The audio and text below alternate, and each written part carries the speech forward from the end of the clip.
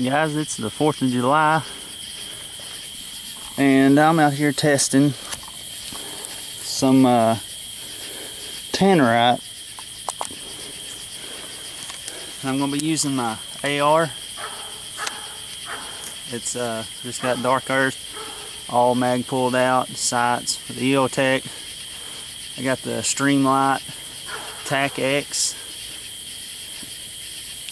And what the deal is, I've got 2 half pounds of tannerite. One of them has nothing. It's just the stock tannerite brand tannerite. And then one of them, I've gone and took artillery shells and took the powder out of it and stuck it inside of it. So let's see what all this will do.